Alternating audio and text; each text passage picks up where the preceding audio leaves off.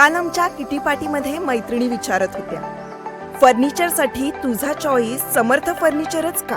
कारण समर्थ फर्निचर मधील 70% फर्निचर हे त्यांच्याच वर्कशॉपमध्ये बनवलं जातं आणि म्हणूनच समर्थ मधील फर्निचर हे मजबूत आणि लॉंग लाईफ आहे आणि किंमत मार्केटपेक्षा रिझनेबल.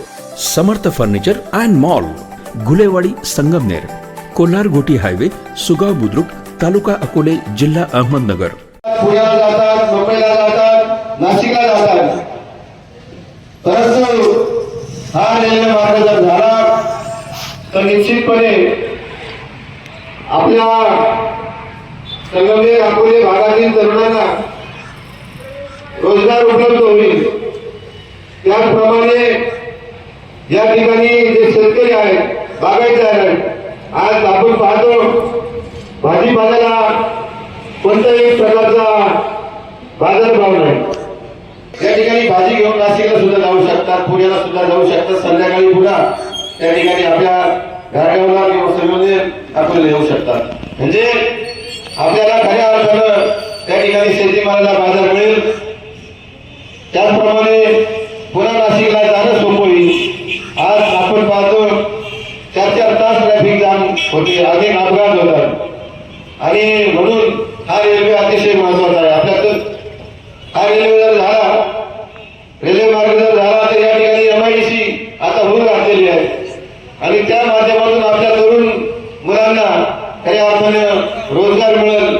इकडे तिकडे कंपन्यांमध्ये जाण्याची गरज भासणार नाही. आपले जे म्हातारे आई वडील आहेत त्यांना सेवा करण्याची संधी मुलं आता पुण्याला, नाशिकला, नगरला, मुंबईला त्या ठिकाणी सर्व्हिसला असतात आणि आई वडील मात्र घरी असतात. त्यामुळं त्या ठिकाणी त्या आई वडिलांची सेवा सुद्धा त्या मुलांना करता येते. परंतु जर हा रेल्वे मार्ग झाला तर ही सेवा सुद्धा मुलांना, आपल्या आई वडिलांना या ठिकाणी सांभाळता येईल.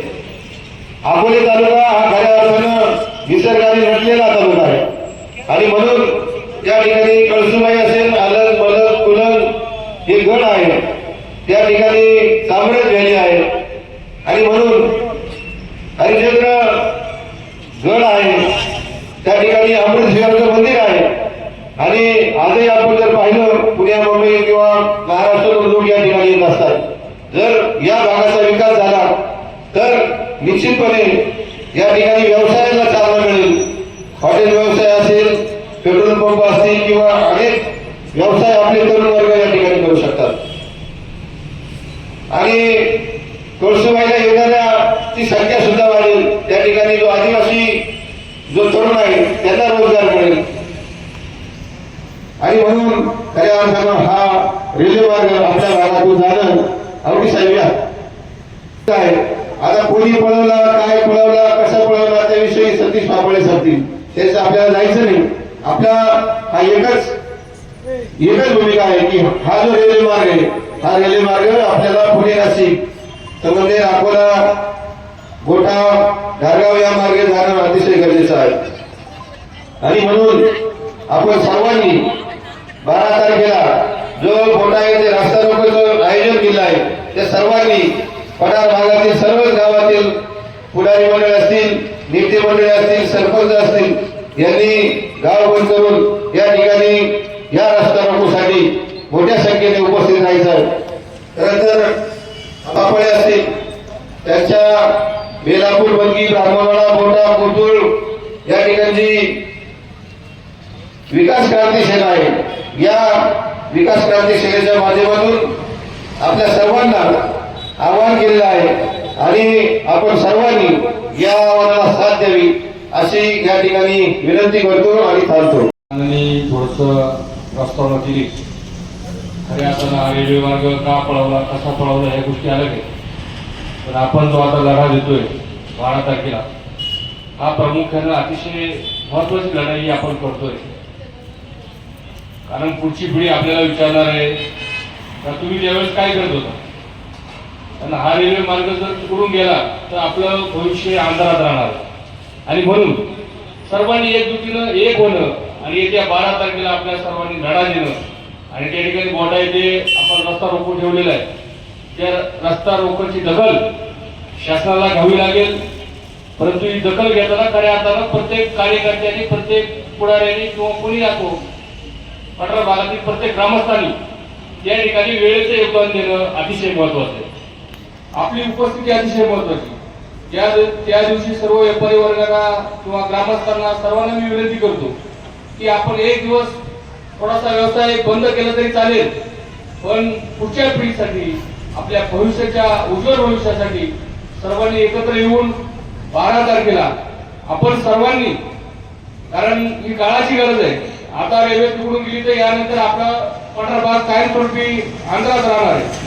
आणि नानांनी सांगितल्याप्रमाणे आपल्याला इथून नाशिक 1 तासामध्ये जाता येईल, पुण्याला 1 तासामध्ये जाता येईल, साखर ठिकाणी काम करता येईल, गोष्टीची MIDC आहे, कारखाना आहे, इकडे सिन्नर आहे. आपल्या मुलांना रोजगार मिळेल आणि त्या माध्यमातून या ठिकाणी आपला सर्वांचा त्या ठिकाणी विकास होईल. म्हणून मी पुन्हा एकदा आपल्या सर्वांना कळकळीची विनंती करतो की ज्यांना ज्यांना ही गोष्ट समजेल, ज्यांच्या ज्यांच्या कानावर जाईल, त्यांनी प्रत्येक माणसाने, कारण प्रत्येक माणूस त्या ठिकाणी जर उतरला तर या ठिकाणी आपण हा रेल्वेचा बंद यशस्वी करू शकू. हीच आपल्याला कळकळून मी हात जोडून विनंती करतो की 12 तारखेला ज्यांना ज्यांना आहे, रस्ता रोको आहे, या सर्व मंडळीनं खऱ्या अर्थानं येऊन त्या विकासाच्या त्या गोष्टीला आपण सर्वांनी साथ द्यावी, हीच मी या ठिकाणी तुम्हाला नम्र विनंती करतो. सर्व गावगाव पंचकृषीतील सर्व परिसरातील सर्व गावांनी आज रेल्वे मार्ग जो पहिल्यांदा जो आराखडा झाला त्या आराखड्याप्रमाणे व्हावा यासाठी छोटीशी बैठक या ठिकाणी आयोजित केलेली आहे. माझ्या अगोदर सर्वच वक्त्यांनी या संदर्भात सर्व काही इतंभूत असं सांगितलेलं आहे. मी फक्त या निमित्ताने एकच आवाहन करतो, हा जो विषय आहे तो अतिशय आपल्या सर्वांच्या, आपल्या परिसराच्या, आपल्या तालुक्याच्या दृष्टिकोनातून अतिशय महत्त्वाचा, विकासाच्या दृष्टिकोनातून अतिशय महत्त्वाचा विषय आहे. हा जो आंदोलनाचा जो अस्त्र आपल्या कार्यकर्त्यांनी, त्यामध्ये किशोर नाना असतील, सतीश भाऊ असतील, त्याचप्रमाणे पापाणी साहेब असतील, आणि ज्येष्ठ मंडळी या ठिकाणी हा लढा देत आहे. या लढ्याला खऱ्या अर्थानं बळ देणं हे आपल्या सर्वांचं कर्तव्य आहे. बरेच गावातील प्रमुख कार्यकर्ते, पदाधिकारी या निमित्तानं उपस्थित आहेत. आपण सर्वांनी येत्या 12 तारखेला प्रत्येक गावातून, कुटुंबातून किमान एक तरी व्यक्ती या ठिकाणी या आंदोलनाला उपस्थित राहिली पाहिजे. आणि पठार भागामध्ये जी काही आंदोलनं झाली किंवा जो रस्ता रोको झालाय, तो 12 तारखेचा जो रस्ता रोको आहे तो सर्वात मोठा हा असा रस्ता रोको असला पाहिजे. त्यासाठी आपण सर्वांचे प्रयत्न करू. मी माझ्या आंबी खालसा गावातील जेवढे सगळ्यात जास्तीत जास्त या ठिकाणी कार्यकर्ते, ग्रामस्थ या आंदोलनाच्या निमित्तानं घेऊन येण्याचा या ठिकाणी निश्चितपणाने प्रयत्न करेल, आपणही करावा अशी मी आपल्या सर्वांना आवाहन करतो. आणि मी माझे मनोगत थांबवतो. आज या ठिकाणी कारगाव परिसरातील ज्या ग्रामपंचायती आहेत त्यांच्या काही प्रमुख कार्यकर्त्यांची एक बैठक या ठिकाणी आयोजित केली. आम्हाला रात्री काकांनी कॉल केले आणि आम्ही या बैठकीत त्या ठिकाणी सहभागी झालो. खरं म्हणजे याच्यावर खूप विचार मंथन झालेली आहे. जे मागणीचं कारण असेल, बाकी काही भौगोलिक कारणं असतील किंवा काही राजकीय कारणं असतील, त्याचा उहापोह आत्ताच या ठिकाणी मागच्या आठवड्या 15 जी खासदार आमदारांची नाशिक ते पुणे दरम्यानच्या बैठक झाली 19 मैलावर, त्यामध्ये आपण सगळ्यांनी याचा उहापोह केलेला आहे. परंतु वस्तुस्थिती अशी आहे की आता जी रेल्वे मंत्री वैष्णव यांनी जी घोषणा केली होती पाठीमागे की डबल गेज नाशिक ते कुंतांबा आणि शिर्डी असं झालेलं आहे, नगरपर्यंत आहे, फक्त नगरवरून पुण्याला टाकायचं. नगरवरून दौंड मार्गे रेल्वे पुण्याला जातेच आहे. त्याचा फायदा काय आहे नाशिककरांना आणि मधला जो पट्टा आहे जुन्नर आंबेगाव संगमनेर सिन्नर, तर म्हणजे पुणे नाशिक आणि मुंबई हा सुवर्ण त्रिकोण मानला जातो. मग तो शैक्षणिक असेल, औद्योगिकदृष्ट्या असेल. चाकणला मोठी MIDC आहे, सिन्नरला मोठी MIDC आहे. मधला जो भाग आहे हा, त्याला दळणवळणाचं तेवढं फास्ट साधन नाही. आता नानांनी सांगितल्याप्रमाणे मुलांचे शिक्षण व्यवस्था असेल, नोकरीची व्यवस्था असेल, शेतीमालाचे दळणवळण असेल, ही सुलभतेनं आणि लवकर बाजारपेठेमध्ये पोहोचण्यासाठी नाशिक पुणे रेल्वेची नितांत गरज आहे. आणि आज जर आपण या गोष्टी करू शकलो नाही तर भावी पिढी आपल्याला माफ करणार नाही. आत्ताच त्या ठिकाणी साहेब बोलले की ती पिढी विचारेल की तुम्ही काय करत होता. आता याच्यात बरेच विचार प्रवाह आणि वेगवेगळ्या बैठका व्हायला लागल्या. माझं मत आहे काका की आपण सगळ्यांनी एकत्रपणे लढलं पाहिजे. आमचं एकच मत आहे की पाड झाली पाहिजे. कोंबडं कोणाचंही आरवाना आम्हाला काय त्याच्याशी मतलब नाही, पण रेल्वे ही पुणे नाशिक सिन्नर मार्गे झाली पाहिजे, संगमनेर मार्गे झाली पाहिजे. आता देवठाणचं नव्या स्टेशनची या ठिकाणी मागणी झाली, परंतु आता भौगोलिकदृष्ट्या डोंगरदऱ्यातून आता ते सर्वेक्षण वगैरे बाकीच्या गोष्टी आहेत, ते किती फिजिबल आहे ते बघावं लागेल. परंतु 130 संगमनेर तालुक्यात 130 लँड ॲक्विजिशन झालेली आहेत आत्तापर्यंत. खरेदी खतं झाली आहेत. पूर्वी एखादा प्रोजेक्ट सेंट्रल गव्हर्नमेंटचा किंवा स्टेट गव्हर्नमेंटचा होत असेल तर लँड ॲक्विजिशन हे ज्या कारणासाठी व्हायचं त्याचा फक्त शेरा पडायचा की या कारणासाठी ही जमीन अधिग्रहित केली म्हणून. परंतु आता नवीन कायद्यानुसार सेंट्रल गव्हर्नमेंटच्या जमीन अधिग्रहण होत नाही, डायरेक्ट खरेदी खत होत.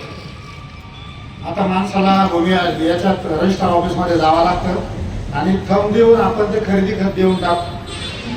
आता मी तुम्हाला एक अनुभव सांगतो की 1958 साली मुळा धरण हे मोरेवाडीला होणार होतं. लँड ॲक्विजिशन झालं. 200 एकर जमीन नांदूर कंदरमाची मुळा धरणासाठी आणि वसाहतीसाठी अधिग्रहित झाली आणि नंतर ते धरण बारागाव नांदूरला झालं. आम्ही 58 नंतर आतापर्यंत ती जमीन शासनाकडे होती. 95 साली ती मुळा धरणाकडून राज्य शासनाकडे वर्ग पण झाली, परंतु धरणासाठी अधिग्रहित केली होती. आम्ही भांडण केलं, मंत्रालयात गेलो, बैठका झाल्या, सगळं झालं. खालच्या अधिकारी कामं सांगत होते की 2004चा किरण पिल्लै विरुद्ध केरळ सरकारचा एक निर्णय होता सर्वोच्च न्यायालयाचा की एखाद्या प्रोजेक्टसाठी जर जमीन अधिग्रहित केली आणि तो प्रोजेक्ट झाला नाही तर ती जमीन परत शेतकऱ्यांना देता येणार नाही. हा निर्णय कोर्टाचा. आणि मग ती जमीन होत नव्हती. आम्ही त्याचं भांडण हायकोर्टात नेलं औरंगाबादच्या आणि तो निकाल आमच्या बाजूला लागला आणि 200 एकर जमीन आम्ही मिळाली आमची परत मूळ शेतकऱ्यांच्या नावावर गेली. परंतु मूळ मुद्दा सांगायचा असा आहे की त्यावेळेस शेरा पडायचा ज्या कारणासाठी. आता याच्यात शेरा पडतच नाही, ही डायरेक्ट खरेदी खत होतं. त्याच्यामुळे जर प्रोजेक्ट झाला नाही, 130 खरेदी खतं झाले तर या जमिनीचं शासन करणार काय? ही परत तर काय त्या लोकांना मिळणार नाही खरेदी खत दिल्यामुळं. त्याच्यामुळं हे 130 लोकांना पैसे दिले. 500 कोटीच्या 5000 कोटीच्या दरम्यानचा खर्च आतापर्यंत केंद्र शासनाने राज्य शासनाने या प्रोजेक्टवर केला, सर्वेक्षणासाठी केला, अधिग्रहणासाठी केलाय. आणि GMRTचं आता सगळ्यांनी ऐकलं असेल की 14 देशांमध्ये अशा रेडिओ फ्रिक्वेन्सी जिथं आहेत त्याच्या जवळून 14 देशांमध्ये रेल्वे मार्ग जातात. ते कुठल्याही अफेक्टेड झालेले नाहीत आणि तिथं भुयारी पण करता येईल.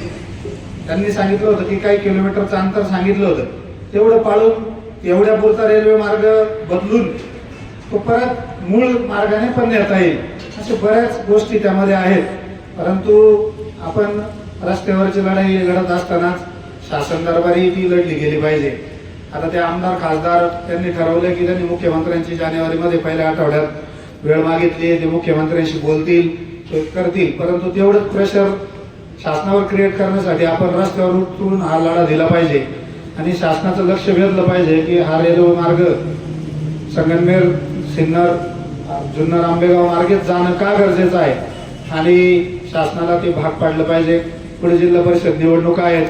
निवडणुकीच्या माध्यमातून आपण काही गोष्टी शासनावर दबाव आणू शकतो आणि लवकरात लवकर आपण सर्वांनी एकत्र येऊन रस्त्यावरची लढाई सुरू करून शासनावर दबाव आणून हा निर्णय लवकरात लवकर केला पाहिजे. मुख्यमंत्र्यांनी रेल्वे मंत्री आणि पंतप्रधानांशी बोललं पाहिजे आणि या रेल्वे मार्गाची फिजिबिलिटी किती आहे आणि तो का गरजेचा आहे हे सांगितलं पाहिजे.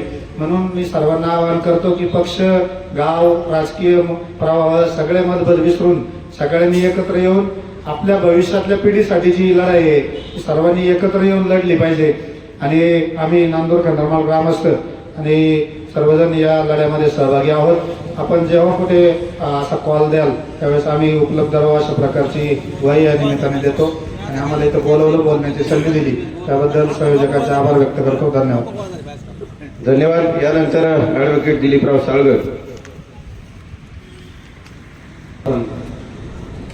रेल्वेच्या संदर्भात जो मार्ग बदललेला आहे त्या संदर्भात आपण मिटिंग आयोजित केलेली आहे. त्या मिटिंगसाठी आपल्या पठारभागातील सर्व पक्षाचे पदाधिकारी आणि कार्यकर्ते जमा झालेले आहेत. मित्रांनो, जरी लोकसंख्या कमी असली तरी हळूहळू याचं स्पीड वाढवावं लागेल. कारण आता ही पहिलीच पायरी आपण पहिल्यांदाच मला वाटतं या आंदोलनाची दिशा आपण ठरवण्यासाठी मिटिंग घेतलेली. परंतु आता यापुढे याचं स्पीड वाढवलं म्हणजे आंदोलन हे मोठ्या प्रमाणात झालं तरच हा मार्ग काहीतरी आपल्या त्याच्यातून निघेल. कारण आपण जर हा करील तो करील अशी जर वाट बघत बसलो ना अजिबात काही होणार नाही. कारण जवळजवळ 10 ते 15 वर्षापासून 2009ला हे रेल्वेचं कार्यक्रम सुरू झाले. भाऊसाहेब वागचौरे ज्यावेळेस खासदार होते त्यावेळेस आढळराव आणि त्या दोघांनी हे सगळं लाईनवर आणलं होतं. त्यावेळेस ती मुनी आप्पा ते रेल्वे मंत्री होती. त्यावेळेस आम्ही सुद्धा त्यांच्या मिटिंगला योगदान दिल्लीत गेलो, एकदा संगमनेरला, एकदा आढळरावांच्या घरी आणि बऱ्याच मिटिंग त्यावेळेस झाल्या आणि ते मंजूरही झालं होतं. मंजूर झाल्यानंतर त्याचे 3 सर्वे झाले. एक अकोल्यातून झाला, एक आपल्या एकळ घाटातून इथून झाला, आता परत नागपूरच्या खालून जांबुकन साकूरवरून झाले. 3 सर्वे झाले. त्याच्यात त्यांनी 500 ते 600 कोटी रुपये केंद्र सरकारने त्याच्यात घालवले. परंतु काही निष्पन्न झाले नाही. बरं ते काय म्हणते जे आर्थिकचं ते कारण आता पुढे केलेलं आहे. अहो 3 सर्वे झाले, लोकांना हजार कोटी रुपये नुकसान भरपाई दिली, सगळं झालं. तोपर्यंत यांना त्या क्षेत्राचा पुढे अडथळा आला नाही. आणि आताच का आला? मग हा सुद्धा जे संशोधनाचा विषय आहे आणि याच्या मागे काहीतरी लबाडी हे नाही मात्र निश्चित आपल्याला कळलेलं आहे. कारण तसं होणारच नाही. अहो तुम्ही हायवे जर मंजूर करायचा असेल ना नितीन गडकरींना मागावं लागत नाही. ते लगेच 3,000 कोटी 50,000 कोटीचा लगेच 6 पदरी 8 पदरी रेल्वे रस्ते मंजूर होतात. मग रेल्वे लाईनला काय अडचण आहे? तिला तर 2,000 कोटीच लागतात फक्त. आता तो सुरत ते चेन्नई हा महामार्ग मंजूर झालाय. कधी मागितला नितीन गडकरीकडे कोणी? पण त्याच्यामध्ये पैसे मिळतात. कारण टोल लावला का फेकायसारखे लगेच ते मागायला सुरुवात करतात पैसे. ते पैसे नाही तर जाऊच नको. आता रेल्वेला टोल नाही ना, त्याच्यामुळे ती अडचण झाली ती सरकारची घरी. दुसरं काही कारण नाही याच्यामध्ये. म्हणजे हे सगळं पैसे मिळवण्यासाठी चाललेले आहे. आपण सिमेंटचा रस्ता करा कधी सांगितलं होतं? आपण कधी मागणी केली होती का? आपण नाही केली. आणि आपल्या गावोगावचे रस्ते पाहिजे जाता येत नाही, चालता येत नाही. 4-4 फुटाचे रुंदीचे रस्ते राहिलेले तिथं मात्र यांच्याकडे पैसे नाही. परंतु इथं सिमेंटचा रस्ता आपण मागणी न करता झाला. काही कारण नव्हतं, चांगला रस्ता होता. कोणी काय अडचण होती? आपल्याला आली होती का? 1000 कोटी खर्च करायची काही फक्त हे कंत्राटदार जगवण्यासाठी त्यांना पैसे मिळवण्यासाठी हा सगळा कार्यक्रम चालू आहे. आणि याच्यातून आपण खरा बोध घेतला पाहिजे. कारण आपली जनतेसाठी चाललेलंच नाहीये. कोणतंच काम जनतेसाठी नाहीये. हे सगळं स्वतःसाठी पैशासाठी चालू आहे सगळे. आता काय होतं इथं पक्षाचं बोलू नये पण आपण पक्षाचंही बोललं पाहिजे. कारण हा जर एवढा नालायकपणा जर या सरकारचा चाललेला असेल तर तो हाणून पाडला पाहिजे आणि तो आंदोलनाच्या मार्गातूनच केला पाहिजे. काय फडणवीसची हिंमत आहे मोदीला सांगायची इथून रेल्वे जाऊ दे म्हणून? यांच्यात कोणताही दम नाही. यांना आंदोलनाच्या मार्गातूनच सरळ केलं पाहिजे आणि तरच हा रेल्वे मार्ग आपला मंजूर होईल. एवढं बोलतो आणि माझे 2 संपवतो. या ठिकाणी पुणे नाशिक रेल्वे संदर्भाची आढावा बैठक या ठिकाणी होत आहे.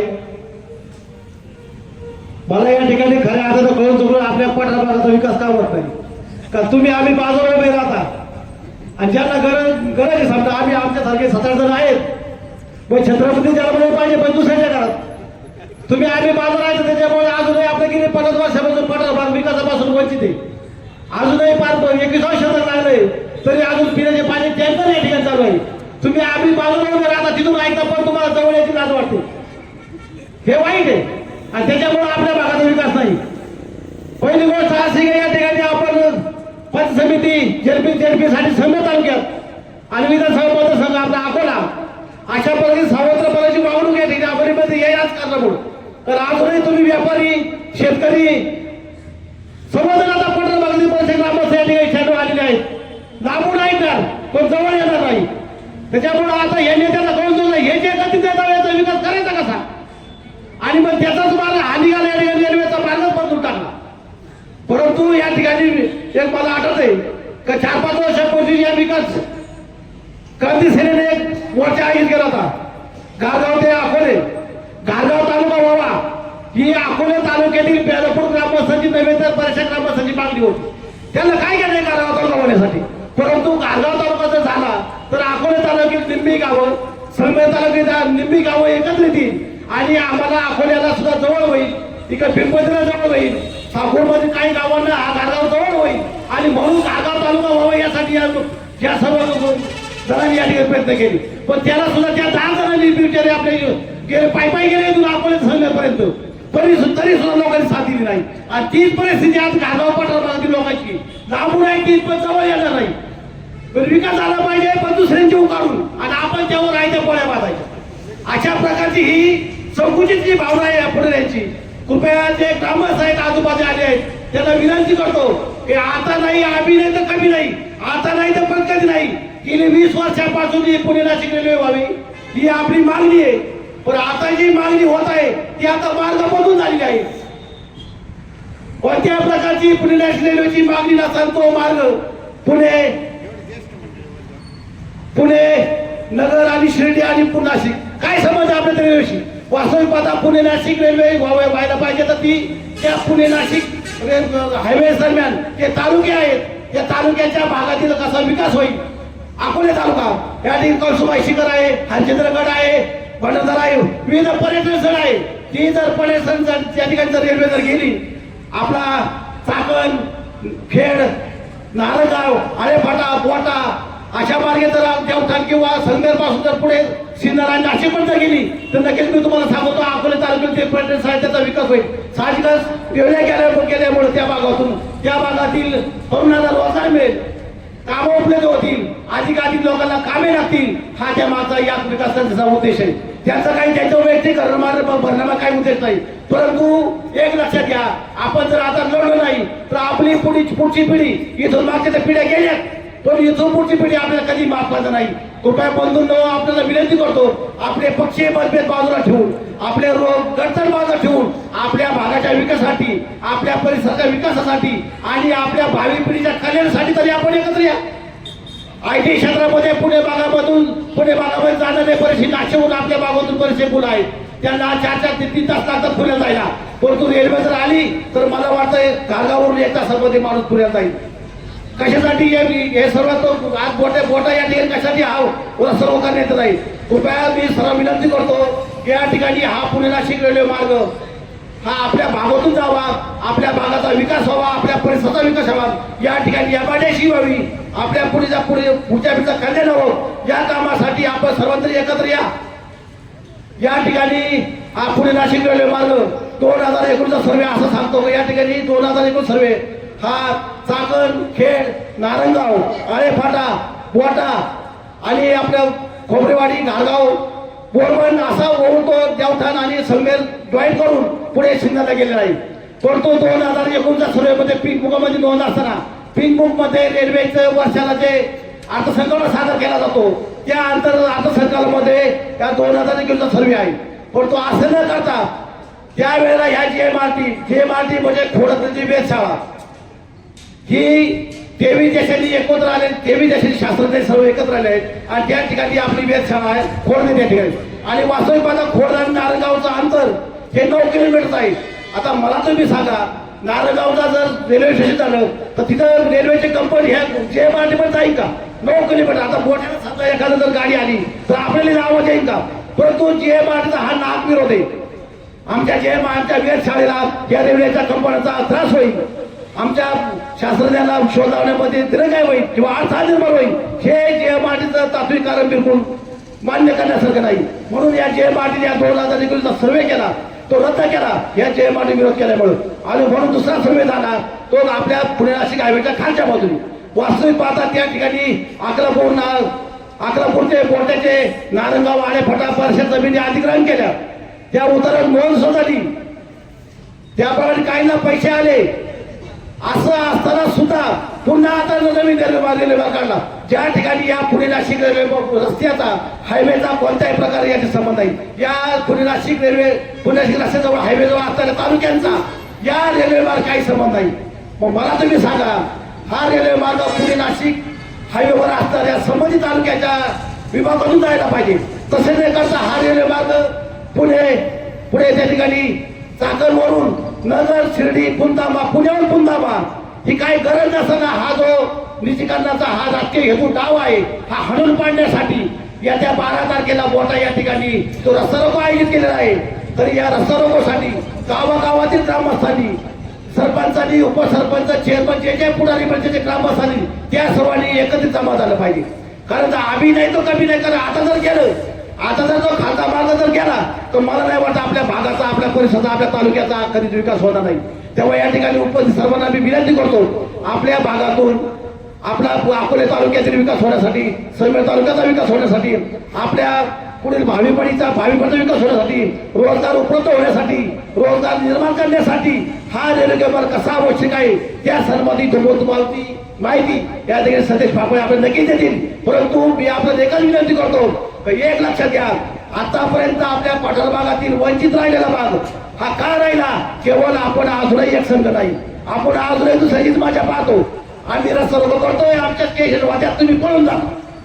परंतु मी तुम्हाला विनंती करतो, ज्या कामासाठी तरी आपण एकत्र या. हे चांगलं काम आहे, हे आमच्या घरचं नाही.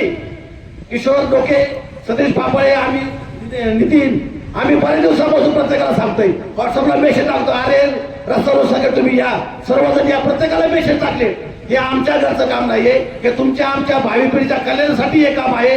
तरी या ठिकाणी पठार भागातील ज्यावेळेस ग्रामपंचायत आहेत, सर्वांना विनंती आहे, आपल्या ग्रामपंचायतीचे ठराव आम्ही तुम्हाला तो विषय देणार, तो विषय टाईप करून प्रत्येक ग्रामपंचायत ठराव या ठिकाणी आमच्याकडे जमा करा.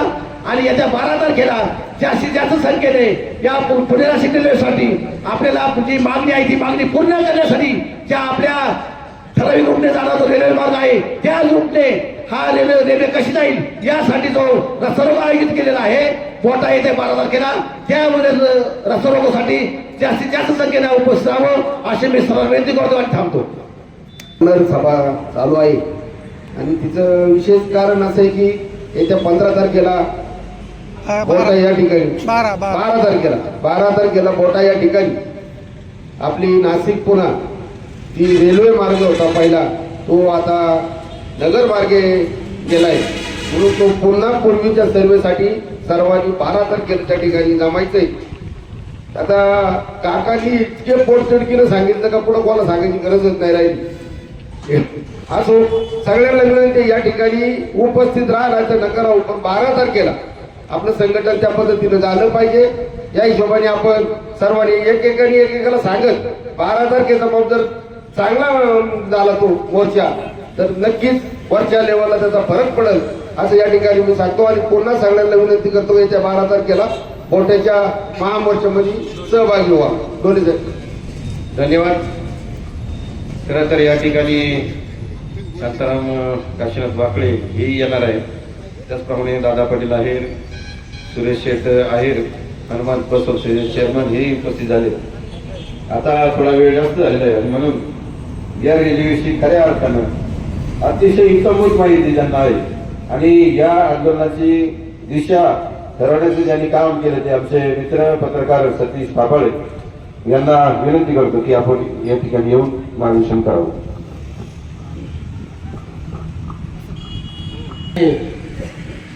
आपल्या घारगाव परिसरातील सर्व सरपंच, उपसरपंच, सामाजिक कार्यकर्ते, विविध संघटनांचे पदाधिकारी आणि ग्रामस्थ या ठिकाणी उपस्थित असलेले सर्वच बंधू आणि शेतकरी बांधव आणि माझा ज्यांच्यापर्यंत आवाज जातोय असे सर्वच माझे सहकारी, गेली अनेक वर्षापासून आपण जवळपास गेली 2 दशक आपण वाट पाहतोय की हा पुणे नाशिक रेल्वे मार्ग होणार आहे. परंतु तो हा पुणे नाशिक रेल्वे मार्ग होत असताना 2019 मध्ये जो डीपीआर मांडला गेला त्या डीपीआर नुसार रेल्वे मार्ग होणं खरं तर गरजेचं होतं.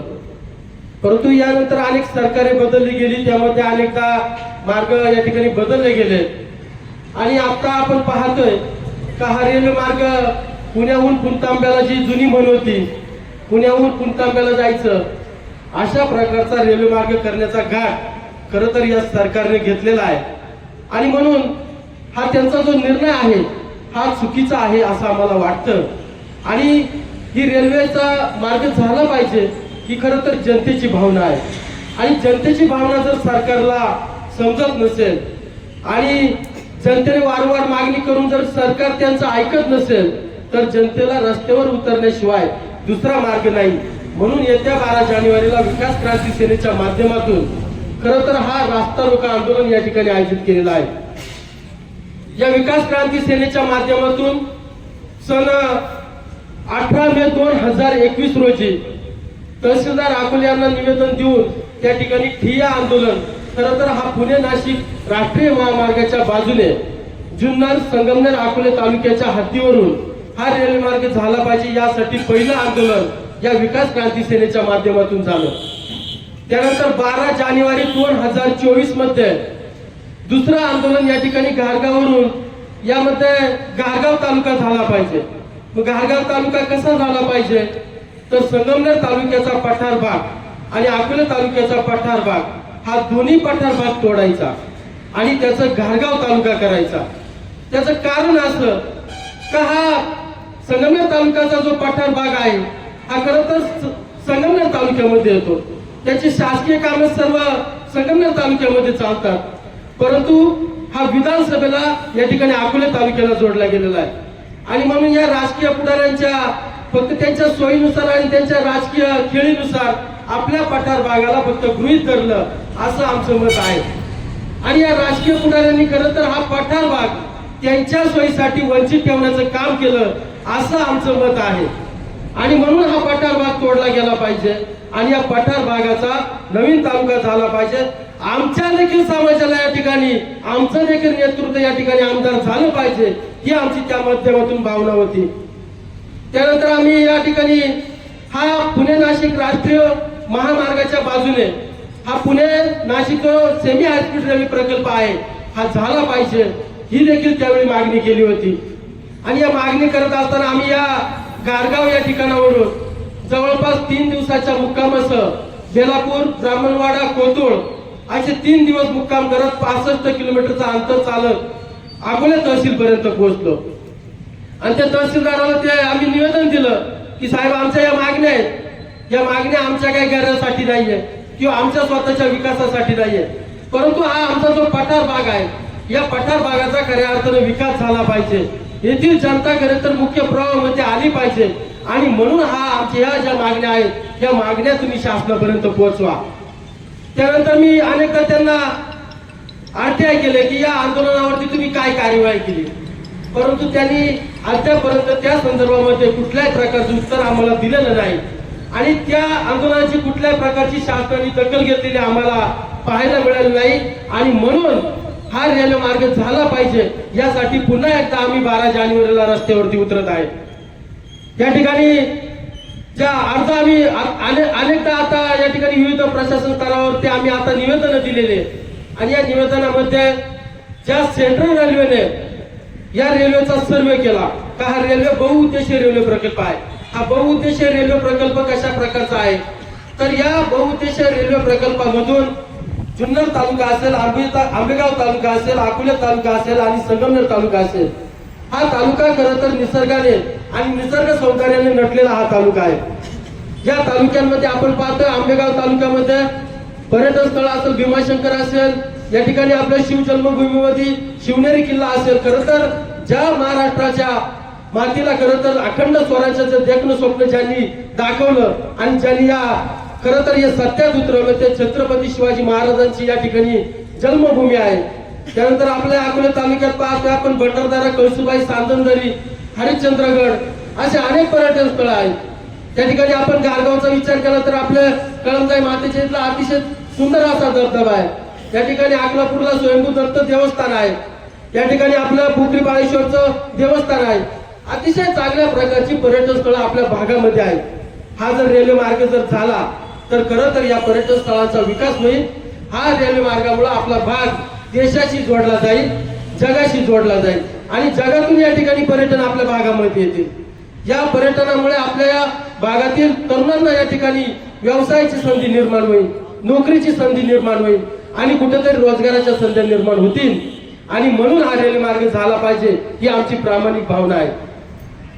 आपला खरं तर जुन्नर तालुका, अकोले तालुका, संगमनेर तालुका आपण पाहतो, खरं तर कृषी क्षेत्राच्या उत्पन्नामध्ये आजही सगळ्यात पुढे असलेले हे तालुके आहेत.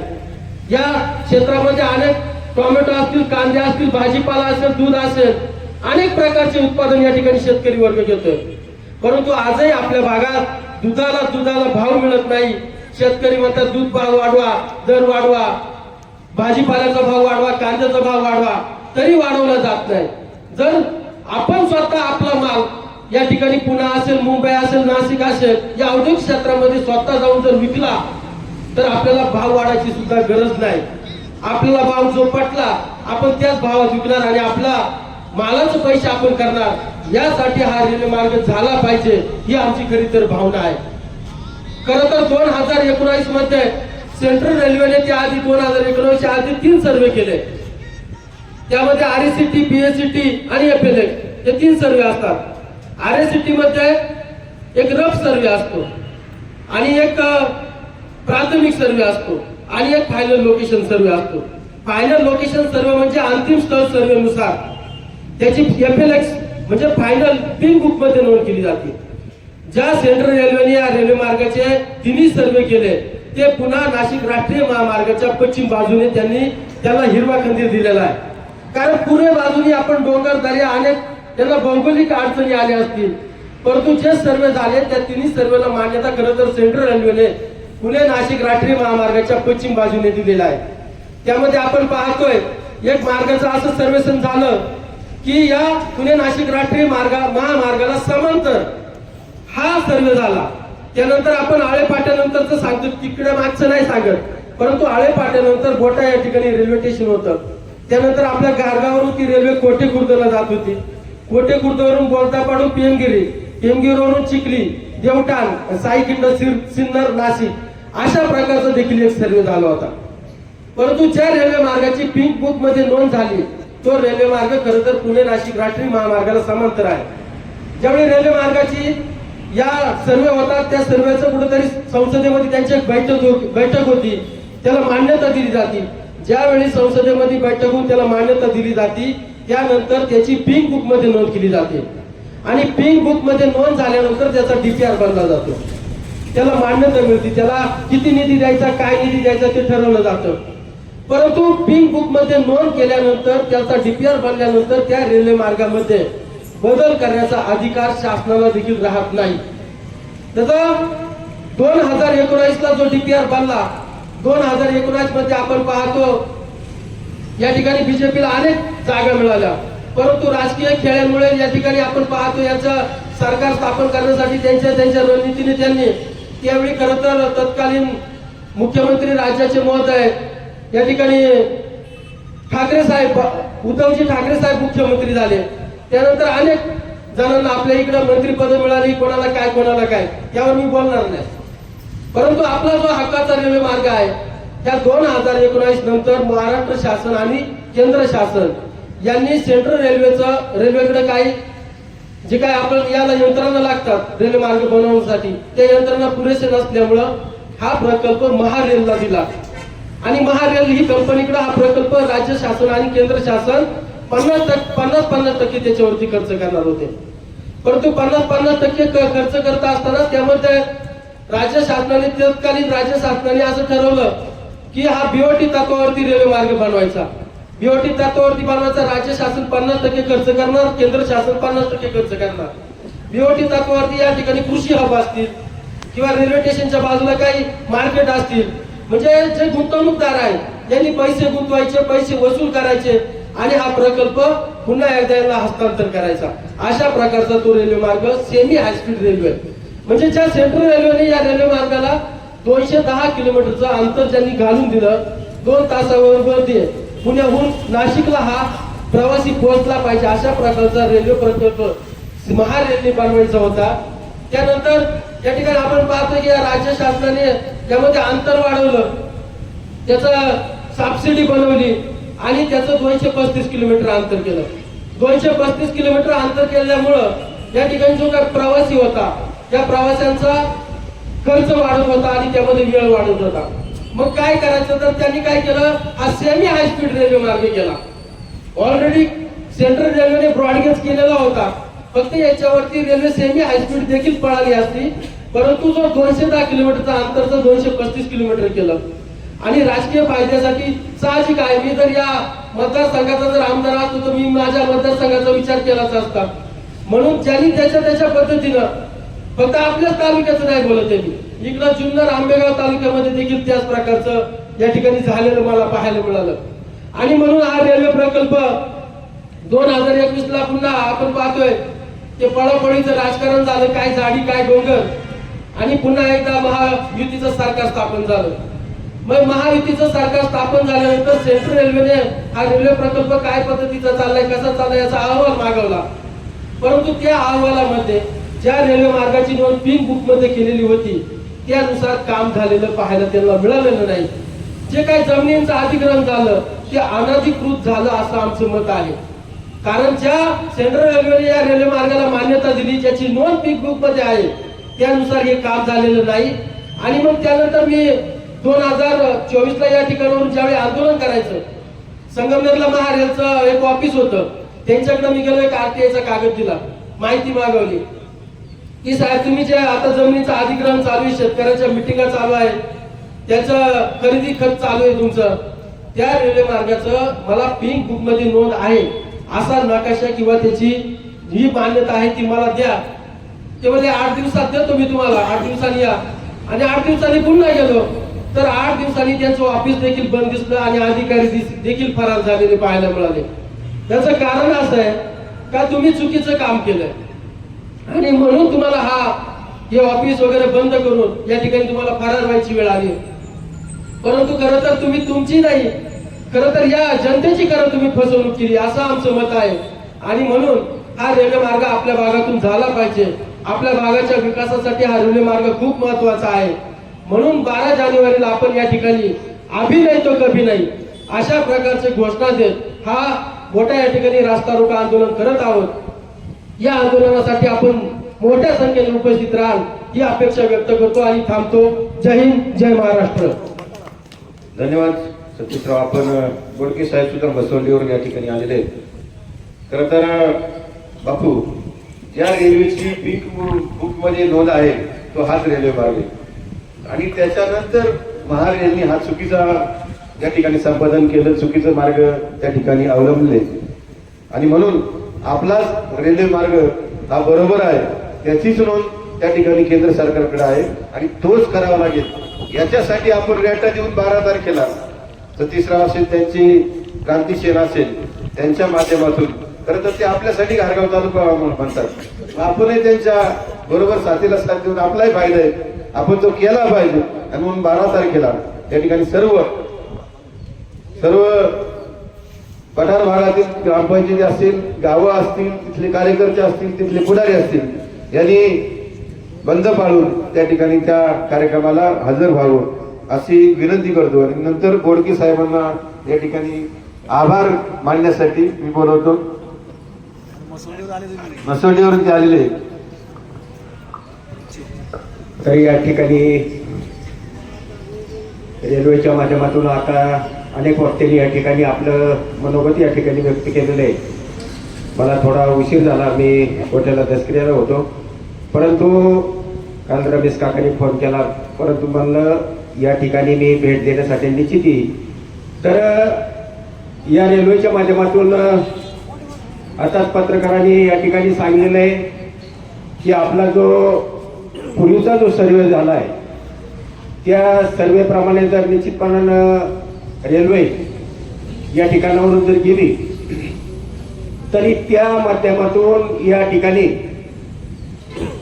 त्यांच्या लगतची जी गावं आहेत, तो जो परिसर आहे, निश्चितपणानं त्यांना चांगल्या पद्धतीचं गती आणि चांगल्या पद्धतीचा त्या ठिकाणी निश्चितपणानं व्यवसाय करण्यासाठी काही अंशी आपल्या जमिनीचं महत्त्व वाढवण्यासाठी आणि उद्योगधंदे निश्चितपणानं चांगल्या पद्धतीचं त्या ठिकाणी होतील. मग त्यामध्ये आंबेगाव असेल, जुन्नर असेल, अकोला, संगमनेर हे जे आपली गावं आहेत तर निश्चितपणानं सर्व पक्षाची कार्यकर्ते या ठिकाणी आहेत. तर मित्रांनो, पक्ष बाजूला ठेवून निश्चितपणानं आपल्या या चांगल्या कामासाठी आणि या रेल्वे मार्ग जर झाला तर निश्चितपणानं अनेक ठिकाणी आपण बघत आहोत. तर काही ठिकाणी खरतर ज्या ठिकाणी कोणी जात नव्हतं, परंतु रेल्वे मार्ग झाल्याच्या नंतर निश्चितपणानं त्या ठिकाणी चांगल्या पद्धतीचे त्या ठिकाणी सुबत्ता, चांगल्या पद्धतीचं त्या ठिकाणी गावं आणि चांगल्या पद्धतीची जमिनी त्या ठिकाणी चांगल्या पद्धतीचं तयार आणि त्या ठिकाणी चांगल्या पद्धतीचा भाव त्या ठिकाणी त्यांना मिळू लागलेला आहे. म्हणून आपण जास्त काही मी बोलणार नाही, मला त्यातलं काही एवढं अभ्यास नाही, परंतु आपण बोलतायत तर निश्चितपणानं या जन आंदोलनामध्ये निश्चितपणानं आपण राजकारण बाजूला ठेवून या ठिकाणी बहुसंख्येने या ठिकाणी आपण या आंदोलनामध्ये सहभागी व्हावं असं मी विनंती करतो. आणि आपण सर्वांनी या ठिकाणी जो आपल्या विभागासाठी, आपल्या तालुक्यासाठी जो रेल्वे मार्ग हा जो आहे, हा नेहमीप्रमाणे जो ज्या ठिकाणी आपण सर्वे झाला त्याच ठिकाणी व्हावा